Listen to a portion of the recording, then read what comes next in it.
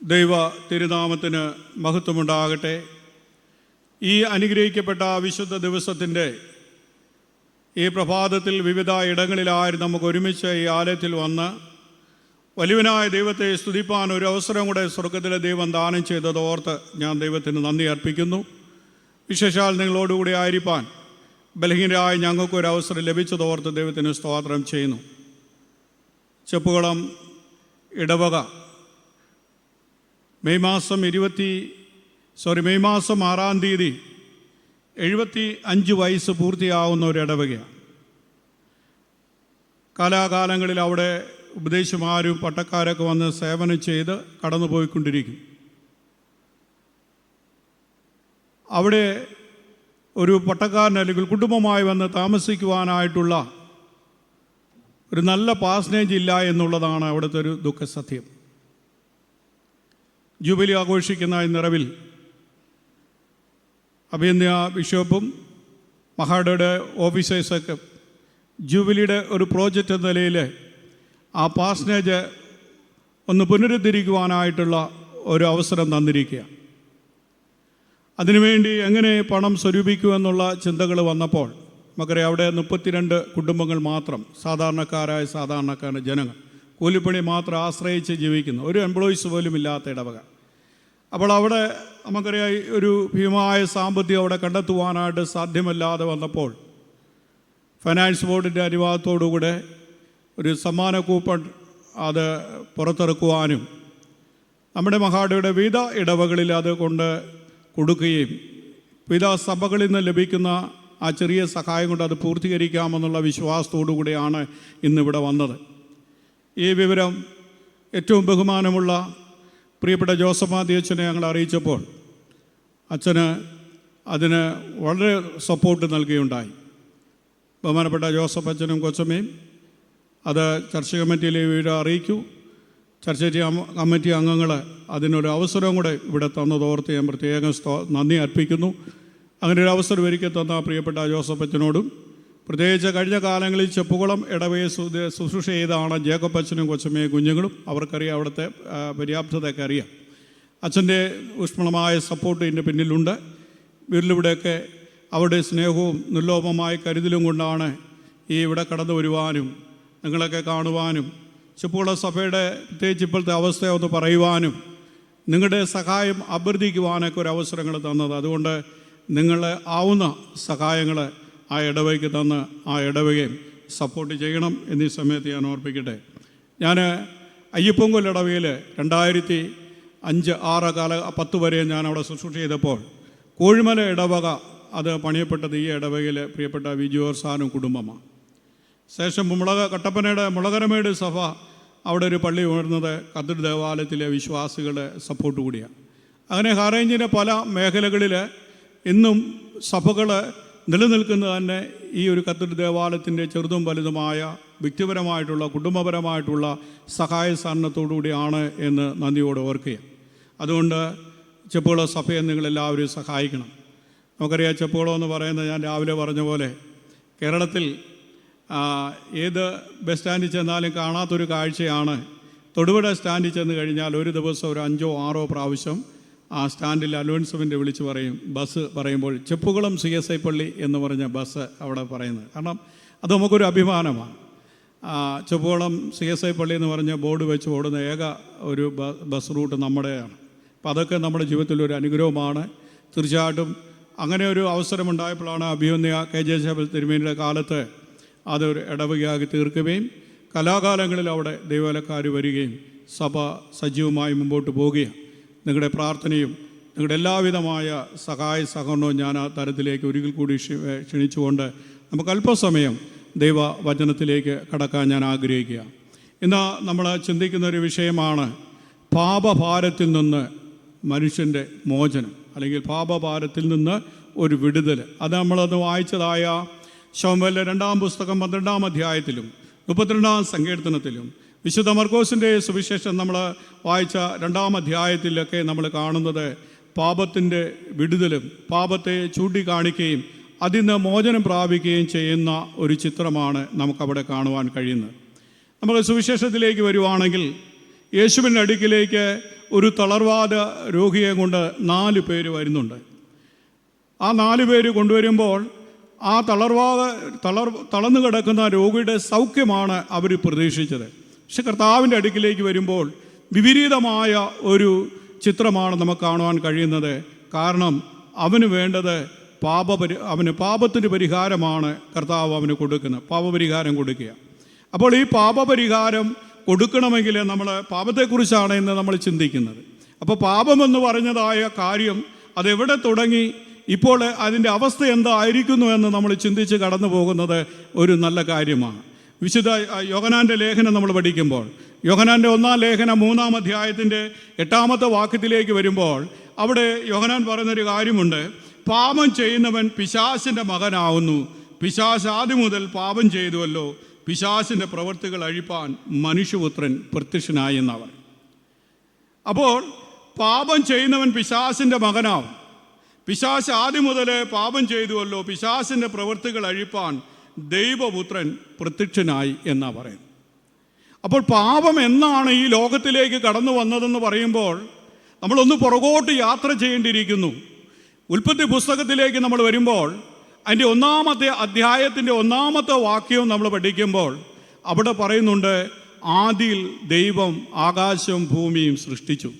2-ാമത്തെ വാക്യത്തിലേക്ക് വരുമ്പോൾ പറയുന്നു, അത് പാഴും ശൂന്യമായി തീർന്നിരിക്കുന്നു എന്നാണ്. അപ്പോൾ 1-ാമത്തെ ആ വാക്യവും 2-ാമത്തെ വാക്യവും തമ്മിൽ ദൈവശാസ്ത്രപരമായി പഠിക്കുമ്പോൾ അതിന് പറയുന്നത് ക്യാപ് തിയറി എന്നാണ് പറയുന്നത്. എന്ന് പറഞ്ഞാൽ ഒരു നൂറ്റാണ്ടുകളുടെ വിടവ് 1-ാം അധ്യായത്തിൽ 1-ാം വാക്യവും 2-ാം വാക്യവും തമ്മിലുണ്ട് എന്നുള്ളത്. കാരണം ദൈവം സൃഷ്ടിച്ചതായ സുന്ദരമായ ഭൂമി, മനോഹരമായ ഭൂമി, ആ ഭൂമി എങ്ങനെ പാഴ്ശൂന്യമായി തീർന്നു വന്നു. 1-ാമത്തെ വാക്യത്തിൽ പറയുന്നത് ദൈവം ആദിയിൽ ഉണ്ടാക്കിയതായ ആകാശവും ഭൂമിയും. 2-ാമത്തെ വാക്കിൽ അത് പാഴ്ശൂന്യമായി തീർന്നു. എന്തുകൊണ്ടാണ് ഭൂമി പാഴ്ശൂന്യമായി തീർന്നത്? അവിടെയാണ് പാപത്തിൻ്റെ ഉത്ഭവം തിരുവചനത്തിലൂടെ നമ്മൾ കടന്നു ചെല്ലുമ്പോൾ നമ്മൾ കാണുന്നത്. എന്നാൽ ഉൽപ്പത്തി പുസ്തകം നമുക്ക് അതിനൊരു മറുപടി തരുന്നില്ല. അതിന് വ്യക്തമായ മറുപടി തരുന്നത് യെശയ്യാ പ്രവചനം 14-ാം അധ്യായത്തിൻ്റെ 12-ാം വാക്യത്തിലും എസ്കേൽ പ്രവചനം 28-ാം അധ്യായത്തിൻ്റെ 10-ാമത്തെ വാക്യങ്ങളിൽ നമ്മൾ പഠിക്കുമ്പോഴാണ് അവിടെ എന്താണ് ഈ 1-ാമത്തെ ഭൂമിയിൽ സംഭവിച്ചതെന്ന് പ്രവാചകൻ വളരെ വ്യക്തമായിട്ട് പറയുന്നുണ്ട്.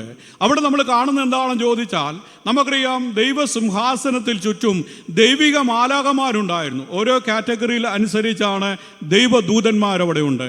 നമുക്കറിയാം, കർത്താവിൻ്റെ ഡിഫൻസിന് നേതൃത്വം കൊടുക്കുന്ന ഒരു ഗ്രൂപ്പുണ്ട്. അതിൻ്റെ തലവൻ്റെ പേരാണ് മിഖായേൽ എന്ന് പറയുന്നത്. കർത്താവിന് മെസ്സേജുകൾ കൈമാറുന്ന ഒരു കൂട്ടമുണ്ട്, അതിന് നേതൃത്വം കൊടുക്കുന്നത് എബ്രായേൽ. നമുക്കറിയാം, ദാനിയേൽ പ്രവചനം 10-ാം അധ്യായത്തിൽ നമ്മൾ പഠിക്കുമ്പോൾ ദാനിയേൽ പ്രാർത്ഥിച്ചു. ആ പ്രാർത്ഥനയ്ക്ക് മറുപടി എബ്രായേൽ കൊണ്ടുവരുമ്പോൾ പിശാച് അതിനെ തടഞ്ഞു നിർത്തുന്നതായി കണ്ടു. മിഖായേൽ കടന്നു ചെന്ന് അവനെ ശാസിച്ച് ആ പ്രാർത്ഥനയുടെ മറുപടി കൊടുക്കുന്നതായിട്ട് കണ്ടു. 3-ാമത്തെ ഒരു കൂട്ടരാണ് അവിടെ കാണുന്നത്. അവരെന്ന് പറയുന്നത് സംഗീത വിഭാഗം കൈകാര്യം ചെയ്യുന്ന പല ഗ്രൂപ്പുകളുണ്ട്. 3 ഒരു കൂട്ടരാണ്. അപ്പോൾ ഈ സംഗീതം കൈകാര്യം ചെയ്യുന്ന അതിൻ്റെ ലീഡറുടെ പേരാണ് ലൂസിഫർ എന്ന് പറയുന്നത്. അപ്പോൾ ഇവർ ഒരിക്കൽ കർത്താവിൻ്റെ ഈ സിംഹാസനത്തിൽ നമുക്കറിയാം, യെശയ്യാവ് കാണുന്നത് പോലെ 6-ാം അധ്യായത്തിൽ കാണുന്നത് പോലെ ആ ഉയർന്ന സിംഹാസനത്തിൽ ഇരിക്കുന്ന വലിയവനായ ദൈവത്തെ ആരാധിക്കുക അവരുടെ ഉത്തരവാദിത്വം. ദൈവമേ നീ പരിശുദ്ധനാകുന്നു, ബലവാനേ നീ പരിശുദ്ധനാകുന്നു എന്ന് ആർത്തുഘോഷിക്കുന്ന ആ ഒരു ആരാധനയുടെ ക്രമം. ഇങ്ങനെ ഇരിക്കുമ്പോഴാണ് ലൂസിഫർ എന്ന് പറഞ്ഞതായ ആ ദൂതൻ്റെ ഉള്ളിലേക്ക് ഒരു ചിന്തയുണ്ടായി, എനിക്ക് ദൈവത്തെ പോലെ ആയി തീരണമെന്നും ദൈവത്തിൻ്റെ സിംഹാസനത്തിൽ ഇരിക്കണമെന്നുള്ള ആഗ്രഹം അദ്ദേഹത്തിനുണ്ടായി എന്നാണ് വേദപുസ്തകം പഠിപ്പിക്കുന്നത്. ആ ആഗ്രഹവും ആ ചിന്തകളും സംഭവിച്ചത് എന്താണെന്ന് ചോദിച്ചാൽ, ആ ദൂതനെ ദൈവം എന്ത് ചെയ്യുന്നറിയാമോ?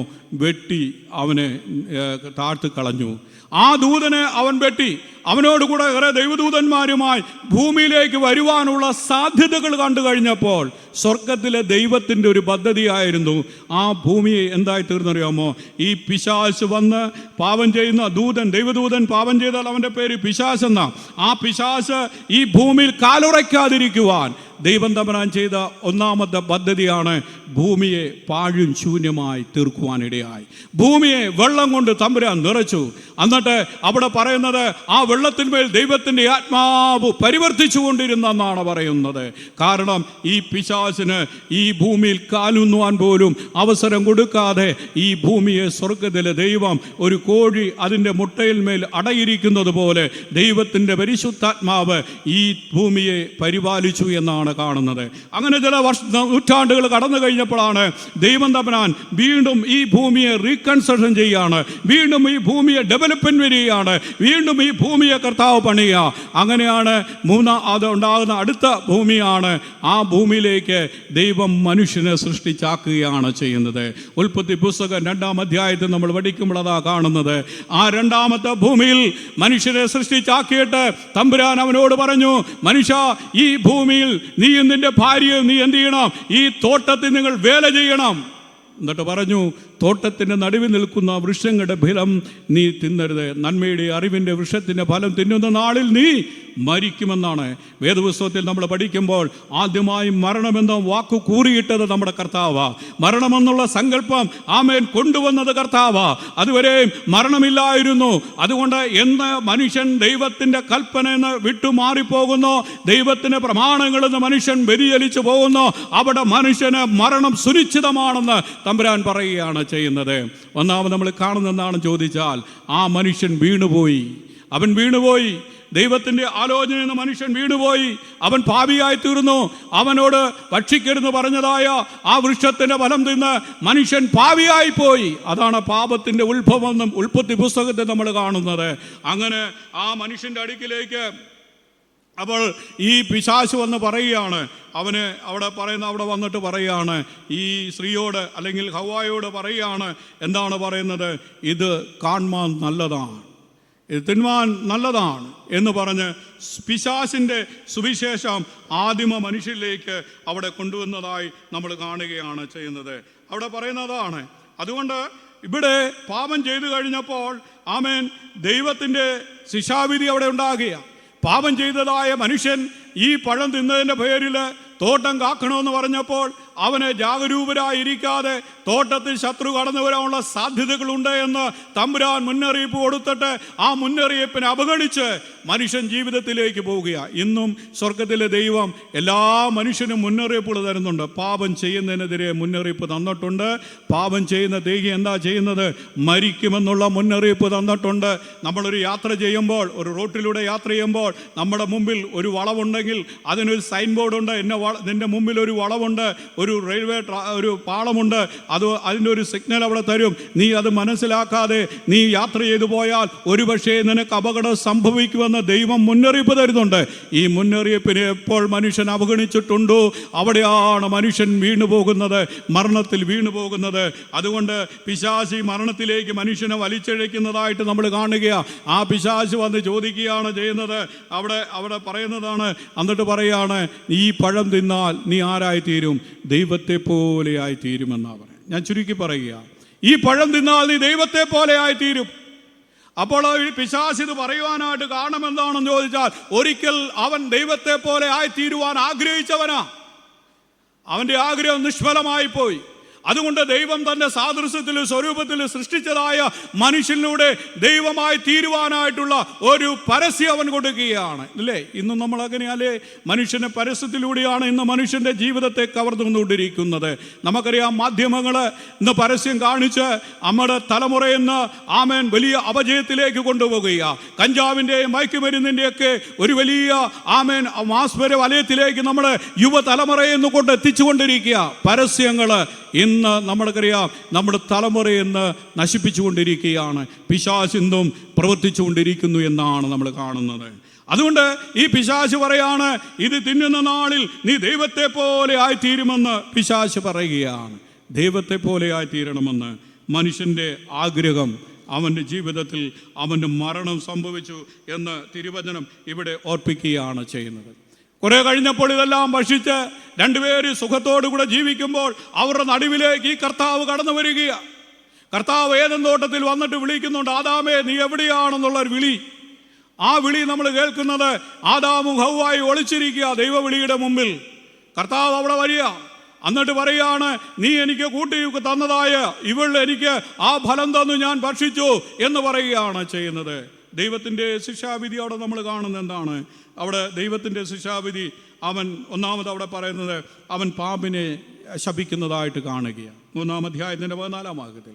രണ്ടാമത്തെ അവിടെ കാണുന്നത് 3-ന്റെ 16-ാമത്തെ സ്ത്രീയെ ദൈവം അവളോട് പറയുക, സ്ത്രീയോട് പറയുക, ഞാൻ നിനക്ക് കഷ്ടവും ഗർഭധാരണവും ഏറ്റവും വർദ്ധിപ്പിക്കുമെന്ന് പറയുക. പുരുഷനോട് പറയുക, അവനോട് പറയാ, നീ കഷ്ടപ്പെട്ട് നീ കാരണം ഭൂമി ശപിക്കപ്പെട്ടിരിക്കുന്നു, അതുകൊണ്ട് നീ മനുഷ്യ നിന്നെ പൊടിയിൽ നിന്ന് എടുത്തതുകൊണ്ട് നീ പൊടിയിലേക്ക് പോകുമെന്നാണ് പറയുന്നത്. പാമ്പിനെ ശപിക്കുമ്പോൾ കർത്താവ് ഒരു കാര്യം കൂടെ പറയുന്നുണ്ട്. എന്താ പറയുന്നറിയാമോ? നീ ഉരസ് കൊണ്ട് ഗമിക്കും, നീ പൊടി തിന്നുമെന്നാണ് പറയുന്നത്. അപ്പം ദൈവത്തിൻ്റെ ശിക്ഷാവിധി നമ്മൾ നോക്കണം. ഇവിടെ കൊടുത്തിരിക്കുന്ന ശിക്ഷാവിധി എന്ന് പറയുന്നത് മനുഷ്യരോട് പറയാ, നീ പൊടിയാകുന്നു, നീ പൊടിയിലേക്ക് മടങ്ങിച്ചേരുമെന്ന് പറയുമ്പോൾ പിശാചിനോട് കർത്താവ് പറയുകയാണ് ചെയ്യുന്നത്, നീ പൊടി തിന്നു. അപ്പോൾ മനുഷ്യൻ മരിക്കുന്നത് നോക്കി നിൽക്കുക. ആര്? പിശാച്. അവന് അകത്താക്കുക. അപ്പോൾ ദൈവത്തിൻ്റെ ശിക്ഷാവിധി ഏദൻ തോട്ടത്തിലുണ്ടായി. ഈ ഫലം പറിച്ച് തിന്നപ്പോൾ നമുക്കറിയാം സംഭവിച്ചെന്താണെന്ന് ഞാൻ എൻ്റെ ചുരുക്കമായിട്ട് പറയാം. ഈ ഫലം കഴിച്ച് തിന്നപ്പോൾ ഈ മനുഷ്യ ശരീരത്തിൽ അവൻ്റെ രക്തത്തിൽ ഈ ഫലം തിന്നതിൻ്റെ രക്തത്തിൽ ഇതെല്ലാം അലിഞ്ഞു ചേർന്നു. പാപത്തിൻ്റെ എല്ലാ ഘടകങ്ങളും ഈ മനുഷ്യൻ്റെ രക്തത്തിൽ അലിഞ്ഞു ചേരുവാൻ ഇടയായി തീർന്നു. ഇതിനൊരു നിവാരണം വേണം. ഈ മനുഷ്യ ശരീരത്തിൽ പാപത്തിൻ്റെ വിഷമുള്ള അവൻ്റെ രക്തത്തിൽ കടന്നു നിന്നുകൊണ്ട് അതിനൊരു മോചനം ആവശ്യമാണ്. ആ മോചനത്തിന് വേണ്ടിയാണ് വിശുദ്ധ വേദപുസ്തകം നമ്മൾ പഠിക്കുമ്പോൾ അനേക യാഗങ്ങൾ മനുഷ്യന് കൊടുത്തു. യാഗകർമ്മങ്ങളിലൂടെ മനുഷ്യൻ പാപത്തിൽ നിന്ന് മോചനം പ്രാപിക്കാൻ. പക്ഷേ ഒരു യാഗം കൊണ്ടും മനുഷ്യന് പാപത്തിന് മോചനം വന്നില്ല. അതുകൊണ്ടാണ് ദാവീദ് പാടിയത്, എന്താ പാടിയത്? ഹനനയാഗം നീ ഇച്ഛിക്കുന്നില്ല, ഹോമയാഗത്തിൽ നിനക്ക് പ്രസാദമില്ല. ദൈവത്തിൻ്റെ ഹനനയാഗം എന്ന് പറയുന്നത് തകർന്നിരിക്കുന്ന മനസ്സെന്നാണ് ദാവീദ് പറയുന്നത്. ദാവീദ് ഈ യാഗങ്ങളൊക്കെ ആയിട്ട് ദൈവസന്നിധി ചെന്നു. പക്ഷേ ആ യാഗത്തിനൊരു പരിഹാരം കാണുവാൻ കഴിഞ്ഞില്ല.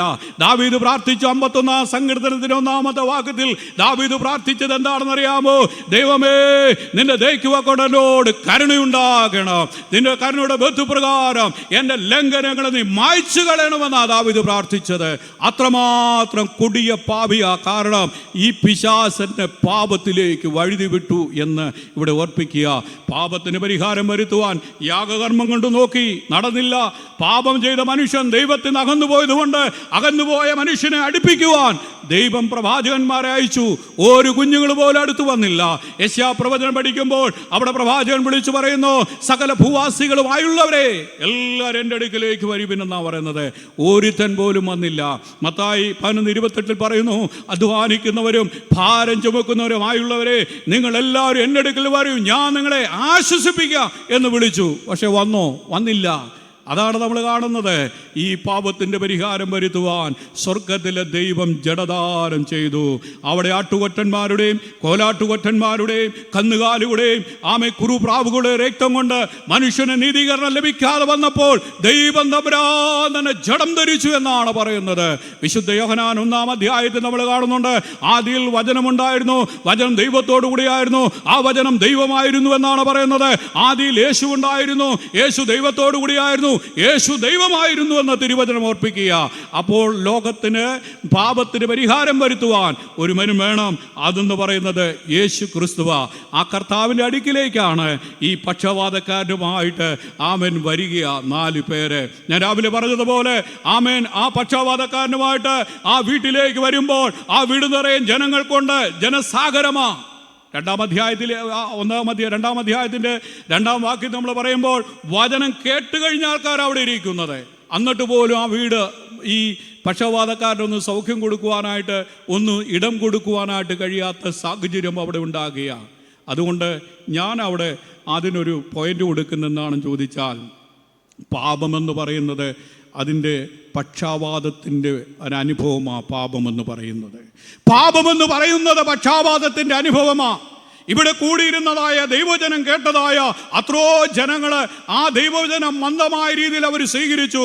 എന്നാൽ അവരെൻ്റെ നന്മ കാണുവാൻ, അവരെൻ്റെ സൗഖ്യം കാണുവാൻ, അവരെൻ്റെ വിടുതൽ കാണുവാൻ ആ പുരുഷാരത്തിന് കഴിഞ്ഞില്ല. അവർക്ക് ഇടം കൊടുത്തില്ല. അതുകൊണ്ട് ഈ കൂടിയിരിക്കുന്ന ഈ പുരുഷാരമെന്ന് പറയുന്നത് ഇന്നിൻ്റെ ആമേൻ ഈ പക്ഷാപാതക്കാരൻ്റെ പ്രതിനിധിയായിട്ടാണ് നമുക്ക് അവരെ കാണുവാനായിട്ട് കഴിയത്തുള്ളൂ. ചലനശേഷി നഷ്ടപ്പെട്ടവനായിരുന്നു. എന്നാൽ ഇന്ന് പകൽക്കാലം ഞാൻ ഓർപ്പിക്കട്ടെ, നമ്മൾ ഏത് ഭാഗത്ത് നിൽക്കുന്നു എന്നുള്ളതാണ് ഒരു ചോദ്യം. ഹല്ലേലൂയ. ഇന്ന് പകൽക്കാലം ഹല്ലേലൂയ ആമേൻ അവരെൻ്റെ നന്മ കാണുവാൻ, അവരെൻ്റെ മോചനം കാണുവാൻ, അവരെൻ്റെ വിടുതൽ കാണുവാൻ സഭയ്ക്ക് ഇന്ന് കഴിഞ്ഞില്ല എങ്കിൽ, ആമേൻ ദൈവമക്കൾക്ക് അതിനെ കാണുവാൻ കഴിഞ്ഞില്ല എങ്കിൽ നമ്മുടെ വിശ്വാസമൊക്കെ വ്യർത്ഥമാണെന്ന് ഇവിടെ ഓർപ്പിക്കുക. 4 ചെറുപ്പക്കാര് അതിശക്തമായി അതിവേദനയോടുകൂടെ ചുമന്നുകൊണ്ട് വരികയാണ് ചെയ്യുന്നത്.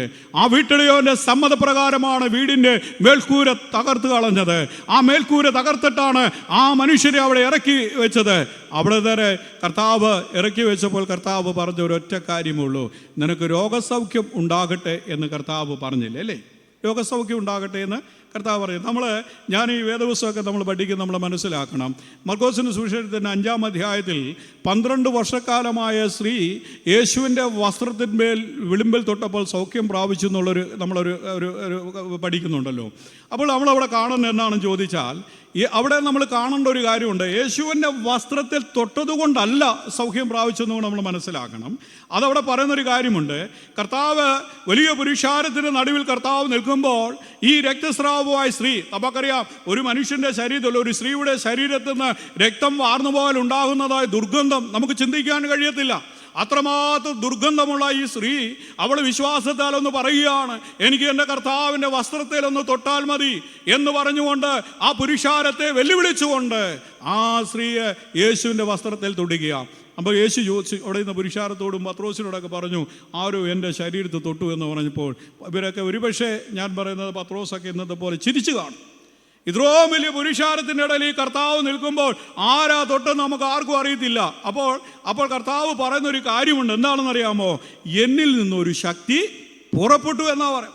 എന്നിൽ നിന്നൊരു ശക്തി പുറപ്പെട്ടു എന്ന കർത്താവ്, ഒരു സൗഖ്യത്തിൻ്റെ ശക്തി പുറപ്പെട്ടെന്ന കർത്താവ്. ഇല്ലെങ്കിൽ സംഭവിക്കാൻ പോകുന്ന കുഴപ്പം എന്താണെന്നറിയാമോ? കർത്താവ് ആ സ്റ്റേറ്റ്മെൻ്റ് അവിടെ പറഞ്ഞില്ലായിരുന്നെങ്കിൽ ഞാൻ മനസ്സിലാക്കുന്നത് കർത്താവ് അവിടെ നിന്ന് നഗ്നനായിട്ട് പോകേണ്ടി വരും. മനസ്സിലായോ? കർത്താവിൻ്റെ വസ്ത്രത്തെ തൊട്ടുകൊണ്ട് ആ സൗഖ്യം ലഭിച്ചെങ്കിൽ അവിടെ വന്നവന്മാരെല്ലാം ബ്ലേഡും കത്രികയും കൊണ്ടുവന്ന് കർത്താവിൻ്റെ വസ്ത്രം മുഴുവൻ വെട്ടിക്കൊണ്ടു അല്ലേ, തിരുശേഷിപ്പാന്ന് പറഞ്ഞ് കൊണ്ട് വീട്ടിൽ വെക്കും സൗഖ്യത്തിന് വേണ്ടി. കർത്താവിന് മുത്തമേ അറിയും, കർത്താവിനറിയായിരുന്നു. അതുകൊണ്ട് തമ്പുരാൻ പറഞ്ഞു, ഇത് തിരുശേഷിപ്പിലൂടെ വിടുതലല്ല, എൻ്റെ ഉള്ളിലൊരു ശക്തിയുണ്ട്. ആ സൗഖ്യത്തിൻ്റെ ശക്തിയാണ് ആ സ്ത്രീക്ക് സൗഖ്യം കൊടുത്തത്. എല്ലാവരും, വീട്ടുകാരും നാട്ടുകാരും പ്രിയപ്പെട്ടവരും ഭർത്താവും മക്കളും എല്ലാം കൈവിടപ്പെട്ടതായ ആ പാപപ്പെട്ട സ്ത്രീയെ തിരിഞ്ഞു നോക്കുവാൻ പോലും ആരുമില്ലാതെ അവളെ കല്ലെറിയുന്ന ഒരു സമൂഹത്തിന്റെ മധ്യത്തിൽ കർത്താവ് അവളെ ചേർത്ത് പിടിക്കുകയാണ് ചെയ്യുന്നത്. ഇതാ ഇവിടെ സംഭവിച്ചതാണ്. വലിയ പുരുഷാരം പോലും ആ പക്ഷപാതക്കാരനായ രോഗിയെ അങ്ങോട്ടൊന്ന് കടത്തിവിടാൻ കഴിയാതെ വന്നപ്പോൾ ആ മേൽക്കൂര പൊളിച്ച് കർത്താവിൻ്റെ അടുക്കിലേക്ക് ഇറച്ചി വെച്ചപ്പോൾ കർത്താവ് പറഞ്ഞ സ്റ്റേറ്റ്മെന്റ് വലുതാ. കർത്താവ് പറയാ, മോനെ നിന്റെ പാപങ്ങൾ മോചിച്ചിരിക്കുന്നു. ഹല്ലേലൂയ. ഇന്ന് നമുക്ക് വേണ്ട രോഗസൗഖ്യമല്ല ദൈവകുഞ്ഞുങ്ങളെ, ഇന്ന് നമുക്ക് വേണ്ടത് പാപത്തിൽ നിന്നുള്ള മോചനമാ. കാരണം ഒരു മനുഷ്യൻ ഈ ഭൂമി ജീവിച്ചാൽ 70 ഏറെയായാൽ 80, ആമേൻ, അതിൻ്റെ പ്രതാപവും പ്രയാസവും ദുഃഖവും നെടുവീർപ്പും വേദനയുമെന്ന് 90-ാം സങ്കീർത്തനത്തിൽ മോശ പറയുന്നുണ്ട്. മനുഷ്യൻ്റെ ആയുസ് അങ്ങേറ്റം പോയാൽ 120 വയസ്സ് വരെ നമുക്ക് ജീവിക്കുവാൻ കഴിയത്തുള്ളൂ. 120-ാമത്തെ വയസ്സ് കഴിയുമ്പോൾ നമ്മൾ ഈ ലോകം വിട്ടുപോകണം. അത്രയും കൂടുതൽ നമുക്ക് ജീവിക്കുവാൻ കഴിയത്തില്ല. അതുകൊണ്ട് ഇവിടെ കർത്താവ് ഉദ്ദേശം എന്താ അറിയാമോ? പാപിയായ ഒരു മനുഷ്യൻ ഈ ലോകത്ത് മരിച്ചു പോയാൽ അവൻ്റെ നിത്യത നഷ്ടപ്പെട്ടു പോകും. അവൻ നിത്യതയിൽ വരണമെന്ന് തമ്പുരാൻ ആഗ്രഹിക്കുന്നത് കൊണ്ടാണ് അവൻ്റെ ശാരീരികമായ രോഗസൗഖ്യമല്ല കർത്താവ് കണ്ടത്, അവൻ്റെ പാപത്തിന്മേലുള്ള വിടുതൽ കർത്താവ് കൊടുത്തിട്ട് അവനെ നിത്യതയിലേക്ക് തമ്പുരാൻ ചേർത്ത് നിർത്തുക. ഹല്ലേലൂയ. ഇതാണ് ഇവിടെ കാണുന്ന ചിന്ത എന്ന് പറയുന്നത്. കർത്താവിനെ ചേർത്ത് പിടിക്കുക, കർത്താവിനെ ചേർത്ത് പിടിക്കുക. എല്ലാവരും കൈവിടപ്പെട്ട് കളഞ്ഞപ്പോൾ, ആരും ആശ്രയമില്ല എന്ന് കഴിയുമ്പോൾ ചേർത്ത് പിടിക്കുന്ന ഒരു കർത്താവ്. ഹല്ലേലൂയ. ഒരമ്മ തൻ്റെ കുഞ്ഞിനെ മറക്കും, ഭർത്താവ് മറക്കും, ഭാര്യ മറക്കും, മക്കൾ മറക്കും. അതല്ലേ ഈ നാളുകളിൽ കൊച്ചു കേരളത്തിൽ നമ്മൾ കണ്ടുകൊണ്ടിരിക്കുന്നത്. അല്ലയോ, മക്കൾ അപ്പനെ കൊല്ലുന്നു, അമ്മയെ കൊല്ലുന്നു, സഹോദരന്മാരെ കൊല്ലുന്നു, ചിറ്റിയോണ്ട് അടിച്ചു കൊല്ലുന്നു. എവിടെ നോക്കിയാലും കൊലപാതകങ്ങൾ ഒരു വലിയ ഒരു ഒഴുക്ക് തന്നെയല്ലേ നമ്മുടെ കേരളത്തിൽ കാണുന്നത്. എന്താ കുഴപ്പം?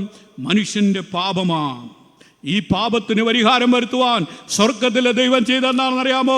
ഈ ശരീരം മുഴുവനും ആമേൻ യേശുവിൻ്റെ ശരീരത്തിൽ കിടന്ന രക്തം ഈ രണാങ്കണ ഭൂമിയിൽ ഊറ്റിത്തന്നതിന് കാരണമെന്താണെന്ന് ചോദിച്ചാൽ, അന്ന് ആ ആദിപിതാക്കന്മാർ ചെയ്ത അവർ ഭക്ഷിച്ചതായ ആ ഫലത്തിൻ്റെ ആമേൻ പാപത്തിൻ്റെ ഫലം രക്തത്തിൽ ചേർന്നു. അതുകൊണ്ട് തമ്പുരാൻ ആ ക്രൂശിൽ ഹല്ലേലൂയ അവൻ്റെ അവസാനമുള്ള രക്തം വരെ ഈ മണ്ണിലേക്ക് അവൻ ഊറ്റിത്തന്നിട്ട് നമ്മളെ ചേർത്ത് പിടിക്കുകയാണ് ചെയ്തത്. ഹല്ലേലൂയ. നമ്മൾ അവൻ്റെ മകനായി അവൻ്റെ മകളായി ചേർത്ത് പിടിക്കുകയാണ് ചെയ്തത്. അതുകൊണ്ടാണ് പക്ഷപാതക്കാരന് ആർക്കും വേണ്ട എന്ന് തോന്നിയപ്പോൾ 4 പേര് എങ്ങനെയെങ്കിലും ഈ മനുഷ്യൻ നടക്കുന്നെങ്കിൽ നടക്കട്ടെ, അവൻ്റെ പ്രാഥമിക ആവശ്യങ്ങൾ നടക്കുന്നെങ്കിൽ നടക്കട്ടെ എന്ന് പറഞ്ഞുകൊണ്ട് ഈ 4 പേര് അവനെ ചുവന്നുകൊണ്ട് വന്നത്. സ്തോത്രം. അതുകൊണ്ട് അവനെ കടത്തി വിടുവാൻ തടഞ്ഞു നിർത്തിയവരാണ് ഈ പുരുഷാരം. അവരാണ് പാപമെന്ന് പറയുന്ന പക്ഷപാതത്തിൻ്റെ പ്രതീകമായി നിൽക്കുന്നത്. രണ്ടാമത്തെ ചിന്ത എന്ന് പറയുന്നത്, ഈ പാപമോചനമെന്ന് പറയുന്നത് നമ്മൾ എന്ത് ചെയ്യുക? ആമേൻ, നമ്മളെ സ്വതന്ത്രരാക്കി വിടുകയാണ് ചെയ്യുന്നത്. കർത്താവിൻ്റെ പാപമോചനം എന്ന് പറയുന്നത് നമ്മളെ സ്വതന്ത്രരാക്കി വിടുക. നമ്മളിവിടെ കാണുന്നത് ഈ ശാസ്ത്രിമാർ ആമേൻ കർത്താവ് പറയുന്നു, മോനെ നീ പാപം ചെയ്യരുത് എന്ന് പറയുമ്പോൾ നമ്മൾ കാണുന്ന 10-ാം വാക്യത്തിൽ 2-ാം അധ്യായത്തിൻ്റെ 10-ാമത്തെ വാക്യത്തിൽ ശാസ്ത്രിമാർ പറയുക, ഈ യേശു ഇവൻ എന്നുള്ളൂ, ഇവൻ ദൈവദൂഷണം പറയുക. ഇവനാരാ അധികാരം കൊടുത്തത്? ഈ പാപമോചനം കൊടുക്കുവാൻ ഇവൻ അധികാരം കൊടുത്തത് ആരാണ് എന്ന് ചോദിക്കുന്നതായിട്ട് നമ്മൾ കാണുന്നുണ്ടല്ലേ. ഈ ശാസ്ത്രിമാർക്കൊന്നും ഈ ദൈവത്തെ തിരിച്ചറിയുവാൻ കഴിഞ്ഞില്ല. എന്താണ് കാരണം? ഞാൻ പഴയ നിയമം നമ്മൾ പഠിക്കുന്ന സമയത്ത് മോശ ചോദിച്ചു, ഇസ്രായേൽ ജനത്തിൻ്റെ അടുക്കിലേക്ക് പോയി എന്നെ ആരാ വിട്ടത്, ഇങ്ങോട്ട് പറഞ്ഞു വിട്ടതെന്ന് ചോദിച്ചപ്പോൾ കർത്താവ് അവരോട് ഒരു ഒറ്റ കാര്യം പറഞ്ഞോളൂ, ഞാനാവുന്നവൻ ഞാനാവുന്നു എന്ന് പറയാൻ പറഞ്ഞു. ഞാനാവുന്നവൻ ഞാനാവുന്ന പറഞ്ഞാൽ യഹോവയായ ദൈവമാ. ആ യഹോവയായ ദൈവം ഞാനാവുന്നവൻ ഞാനാവുന്നു എന്നാണ് പറയുന്നത്. പഴയ നിയമത്തിൽ വെളിപ്പെട്ടതായ യഹോവയാണ് പുതിയ നിയമത്തിൽ ക്രിസ്തുവായി ഇന്ന് ഇവിടെ വെളിപ്പെട്ട് നിൽക്കുന്നത്. ആ ക്രിസ്തുവാണ് ധൈര്യത്തോടെ പറയുക, പാപമോചനം കൊടുക്കുന്നതായിട്ട് നമ്മൾ കാണുകയാണ് ചെയ്യുന്നത്. കയ്യഫാവിൻ്റെ അടുക്കൽ കർത്താവിനെ ക്രൂശിക്കുവാനായി ആമേൻ മാറി മാറി വിസ്തരിച്ചുകൊണ്ട് കയ്യഫാവിൻ്റെ അടുക്കൽ ചെല്ലുമ്പോൾ കയ്യഫാവ് ഒരു ചോദ്യം ചോദിക്കുന്നു, നീ യഹൂദന്മാരുടെ രാജാവാണോ എന്ന് ചോദിക്കുമ്പോൾ കർത്താവ് പറയുന്നവരോട് ഞാനാവുന്നു എന്നാ പറഞ്ഞത്. എന്ന് പറഞ്ഞാൽ നിന്റെ അപ്പന്മാർ ആരാധിച്ചു വന്ന യഹോവയായ ദൈവം ഞാനാവുന്നു, നിന്റെ മുമ്പിൽ നിൽക്കുന്ന ഞാനാവുന്നു എന്ന് കർത്താവ്. അതുകൊണ്ടാണ് കർത്താവ് പറഞ്ഞത്, ഞാൻ തന്നെ വഴിയും സത്യവും ജീവനുമാകുന്നു, ഞാൻ പുനരുത്ഥാനവും ജീവനുമാകുന്നു, ഞാൻ ആടുകളുടെ വാതിലാകുന്നു എന്ന് പറഞ്ഞ കർത്താവ് ഞാൻ എന്ന് പറഞ്ഞതിൻ്റെ കാരണം എന്താണെന്ന് അറിയാമോ? ആ പഴയ നിയമത്തിൽ വെളിപ്പെട്ട യഹോവയായ ദൈവമാ പാപങ്ങൾ മോചിപ്പാൻ അധികാരമുള്ളവനാണെന്ന് ഇവിടെ പഠിപ്പിക്കുക. ശാസ്ത്രിമാരോട് പറയുന്നതാണ്. അവർ ചോദിച്ചു, അപ്പോൾ ഈ മനുഷ്യൻ ദൈവദൂഷണം പറയുകയല്ലേന്ന്. കർത്താവ് അവൻ്റെ ഉള്ളങ്ങളെ ആരായുക, ആ ശാസ്ത്രിമാരുടെ ഉള്ളങ്ങളെ ആരായുന്നുകൊണ്ട് പറയുക. എന്നിട്ട് കർത്താവ് അവിടെ പറഞ്ഞ 10-ാം വാക്യത്തിൽ പറഞ്ഞു, അവരെ കാണിക്കാൻ വേണ്ടിയിട്ടാണ് കർത്താവ് പക്ഷപാതക്കാരന് സൗഖ്യം കൊടുക്കുന്നത്. ഞാൻ രാവിലെ പറഞ്ഞ പോലെ ഈ പാപക്ഷമ എന്ന് പറയുന്നത് അത് അദൃശ്യമായൊരു കാര്യം, നമുക്കറിയത്തില്ല. രോഗസൗഖ്യം എന്ന് പറയുന്നത് ദൃശ്യമാണ്, നമുക്കറിയാം സൗഖ്യം കിട്ടുന്നത്. അതുകൊണ്ട് അവരെ മനസ്സിലാക്കി കൊടുക്കുവാൻ, ഈ അല്ലെങ്കിൽ പാപത്തിന് മോചനം കൊടുക്കുന്നത് അധികാരമുള്ളവനാണെന്ന് കാണിച്ചു കൊടുക്കുവാൻ 10-ാം വാക്യത്തിൽ അങ്ങനെയാണ് പറയുന്നത്.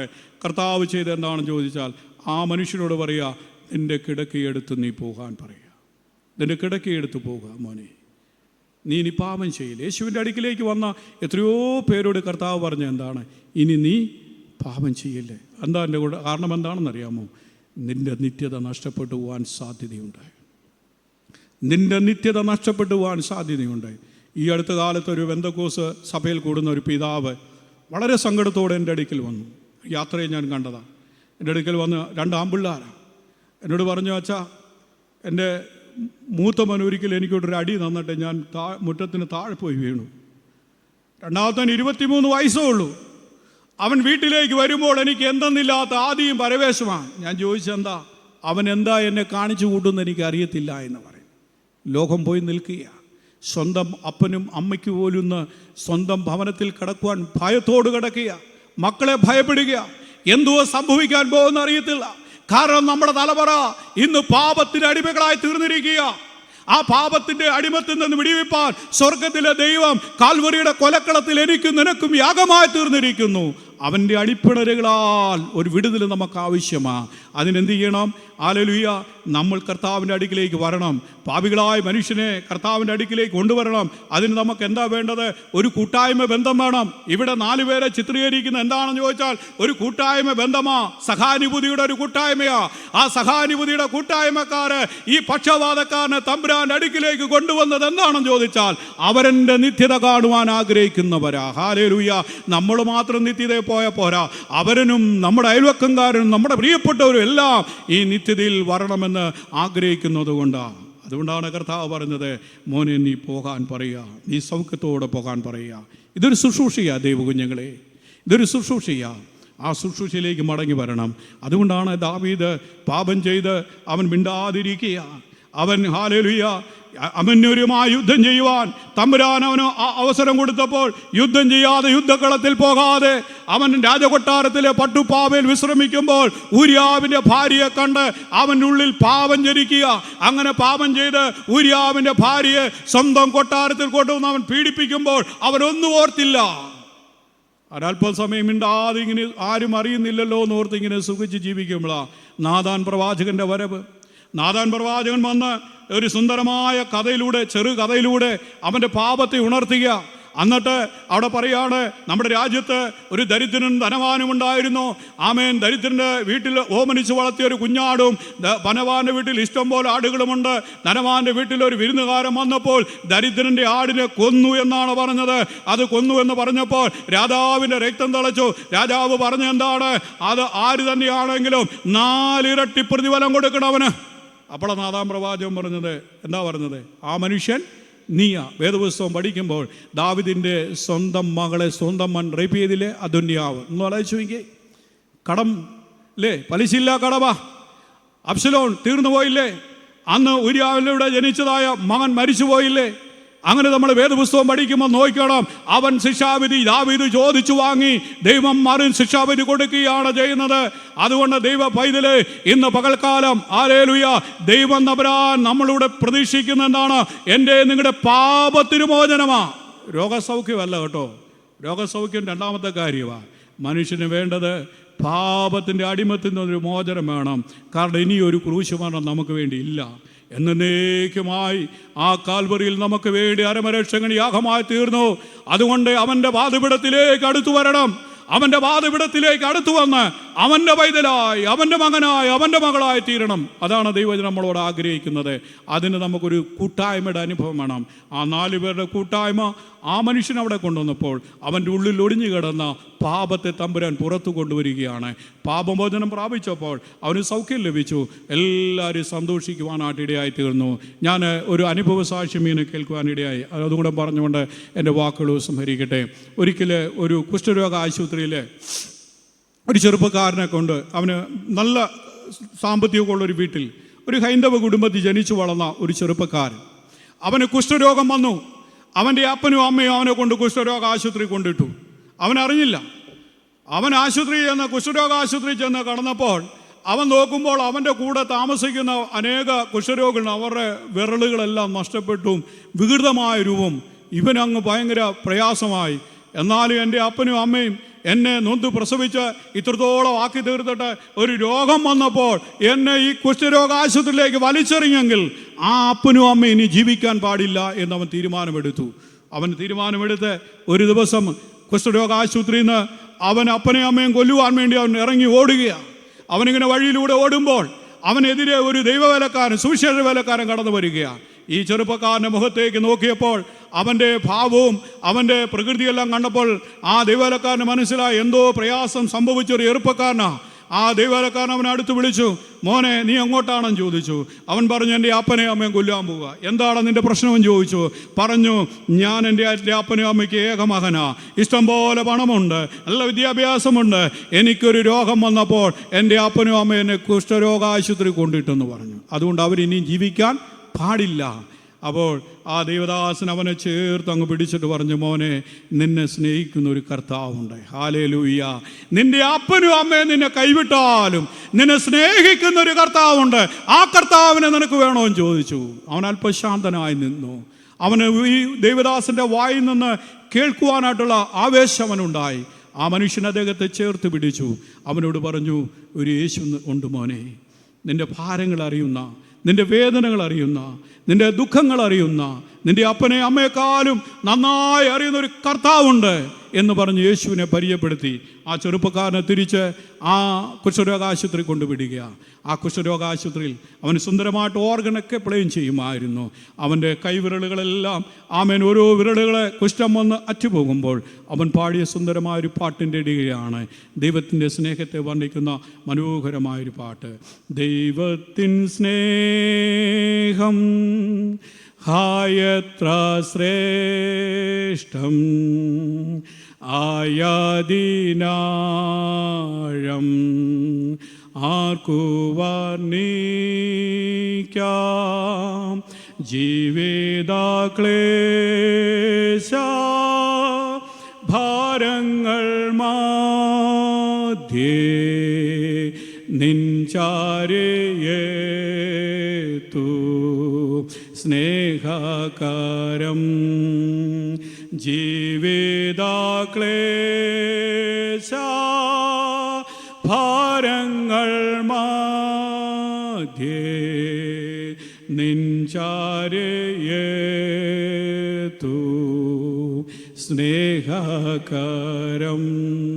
അവൻ ഈ പാട്ടുകളെല്ലാം പാടുമ്പോൾ അവൻ്റെ കൈവിരലുകളിൽ ഓരോന്നോരോന്ന് അറ്റു വീഴുമ്പോൾ അവൻ ആ ദൈവസ്നേഹത്തെ അവൻ വീണ്ടും വീണ്ടും വർണ്ണിക്കുക.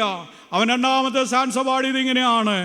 ഉറ്റവർ നിന്ദിച്ചു തള്ളിടുമ്പോൾ ശിക്ഷ വിധിച്ചു രസിച്ചിടുമ്പോൾ, ഉറ്റവർ നിന്ദിച്ചു തള്ളിടുമ്പോൾ ശിക്ഷ വിധിച്ചു രസിച്ചിടുമ്പോൾ പെറ്റമ്മ പോലെ കൈകൾ പിടിച്ചു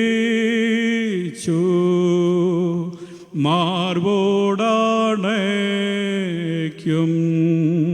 ക്രൂശിൽ സ്നേഹം. പെറ്റമ്മ പോലെ കൈകൾ പിടിച്ചു